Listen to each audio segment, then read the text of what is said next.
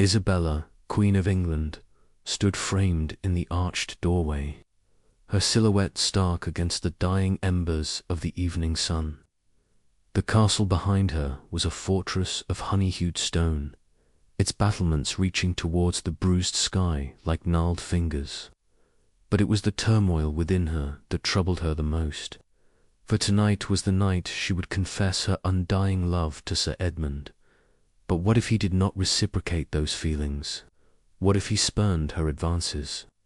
Such thoughts sent icy fingers of fear crawling up her spine. Her ladies-in-waiting, sensing their queen's agitation, whispered amongst themselves, their faces pale with worry. The prospect of their queen's humiliation was a frightening one. They knew who Sir Edmund was, a man whose loyalty to the crown was absolute, but whose heart was a locked chest, impervious to feminine wiles.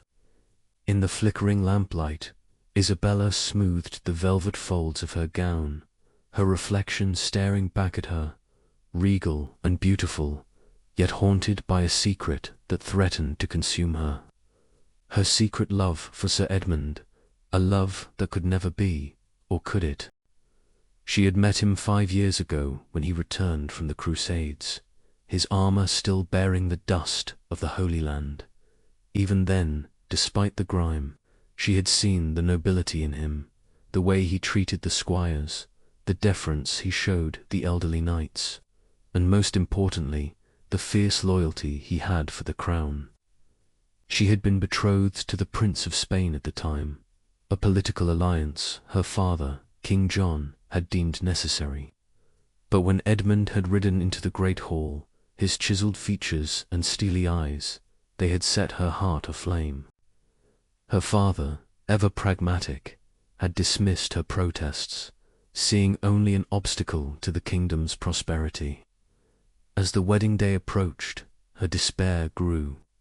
Then, as if God had heard her pleas, fate intervened. A messenger arrived from Spain with the unfortunate news that the prince had fallen ill and the wedding was off. Her father, though disappointed, accepted the situation with stoic calm. And that is when Edmund, having proven himself in battle, was asked by the king to become her suitor, not as a lover, but as a husband. On the day of their marriage, as Edmund had pledged his troth to her, she had seen a flicker of something akin to tenderness in his hard eyes. It had given her hope, hope that maybe, just maybe, they could build something real between them. They had consummated their marriage that night, and from the first touch, there had been no pretense, no ceremony, only the raw, undeniable heat of their passion. But as the weeks turned into months, she had seen the barrier around his heart slowly rise again, leaving her in a gilded cage of her own making.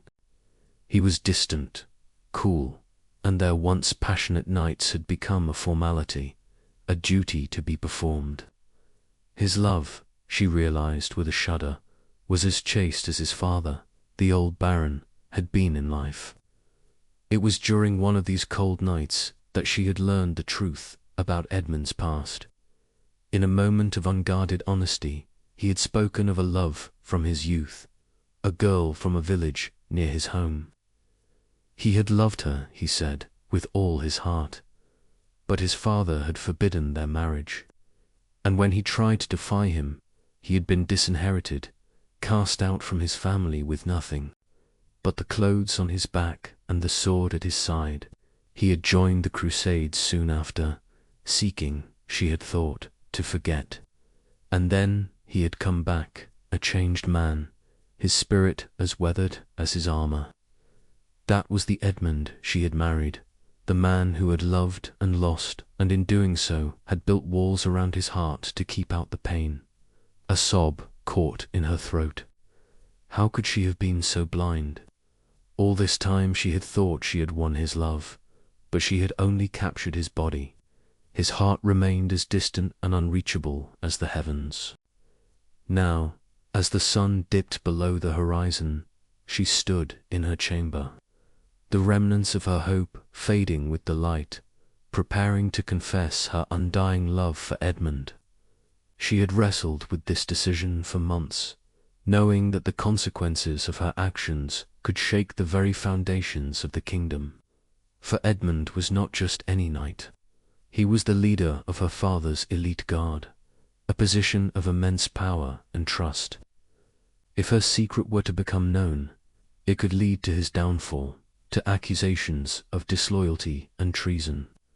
Yet she could not bear the thought of living a life without him. Her lady-in-waiting, sensing her distress, approached her, her voice a soft murmur in the vast chamber. "My queen," she whispered, "are you sure you wish to do this? The risk is great." Isabella closed her eyes, the weight of her decision pressing down on her. "I have no choice," she whispered back, her voice thick with emotion. "If I do not confess my love for him, I will wither away inside these four walls, my heart breaking with each passing day." As the moon replaced the sun, casting long shadows across the room, she made her way to the door, her heart pounding against her ribs like a captive bird. Outside, the castle was a labyrinth of dark stone and rustling leaves, the silence broken only by the distant hoot of an owl. She found Edmund in the courtyard, his tall figure silhouetted against the faint glow of a torch nearby. He was talking to one of her knights, his voice low and serious. As she approached, the knight excused himself, melting into the shadows. "Edmund," she called out, her voice echoing in the stillness. He turned, his face etched in the flickering torchlight.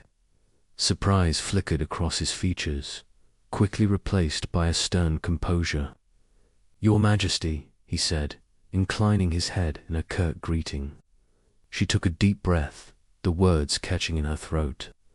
"Edmund," she began, her voice shaking slightly, "there are things I need to tell you." He raised an eyebrow, his gaze unwavering. "Speak freely, my queen," he said, his voice betraying no emotion. And in that moment, under the cold gaze of the moon, she poured out her heart. She told him of the stifling loneliness of her days, of the yearning she had felt from the moment their marriage was arranged. She told him of the passion that had flared between them on their wedding night, a passion that had continued to burn, unchecked and unfulfilled. His face, usually so impassive, now held a myriad of emotions: surprise, disbelief, and something akin to pain. She reached out to him, her fingers trembling, and he flinched away, as though her touch could burn him. "I love you, Edmund," she whispered, her voice breaking. "I know this may come as a shock to you, but I can bear this burden no longer." "I had hoped," she faltered, "that you might feel the same way towards me." Silence descended upon them, heavy and suffocating. The rustling leaves suddenly stilled, and the owl's hoot from earlier seemed to mock her with its haunting echo. He took a step back, his eyes searching hers, trying to decipher the truth of her words. "Why?" he finally asked, his voice hoarse. "Why would you do this, Isabella?" Her chin lifted, her gaze unwavering. "Because I love you," she repeated, the words a mantra against the encroaching silence. "And if you do not love me, then let me go. Set me free from this prison of my own making." Her confession hung between them, an unspoken promise of turmoil to come. Their fates, once so intertwined, now teetered on the edge of a precipice. The confession had been made, but now the waiting began. Waiting for Edmund's response, waiting for the dawn to break, waiting for her world to shatter or perhaps to mend. But as the minutes stretched into an eternity, she saw a flicker of pain cross his features, quickly replaced by his usual stoicism. "You are my queen," he said finally, his voice echoing her earlier words, "and as such, I cannot reciprocate your love.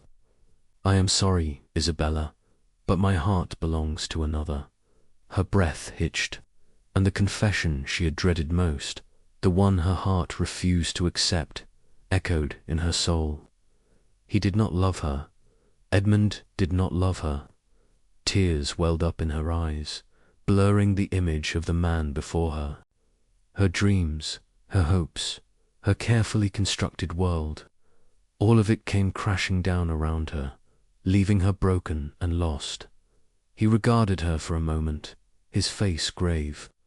"I understand if you wish to end our marriage," he said, his voice softening slightly.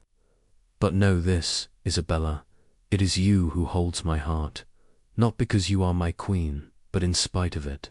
If I could choose, I would gladly give up the crown to be with you, not as queen, but as a woman who loves another." Her heart lurched, his words echoing in the desolate chambers of her soul. She understood then the depth of his love for the village girl, a love that transcended time and social standing. Their paths diverged under the cold gaze of the moon, their destinies shaped by duty, desire, and the cruel hand of fate. As the night deepened, Isabella retreated to her chamber, the weight of her unrequited love pressing down on her. She was the queen, after all, and queens do not shed tears for love lost. Yet in the quiet of her chamber, as the moon cast long shadows on the wall, she wept. She wept for the love she had dared to dream of, and for the sacrifice Edmund had made, a sacrifice that had broken her heart but preserved his. The next morning, the castle awoke to a new day, the sun rising over the horizon, painting the sky with hues of gold and crimson. But for Isabella, the dawn brought no joy, for she had learned the hard way that love, when forbidden, has a way of consuming all in its path. The queen, however, had a kingdom to rule. So she rose, dabbed the remnants of tears from her cheeks, and donned a mask of regal composure, for what is a queen without her crown, not only figuratively speaking, but literally as well?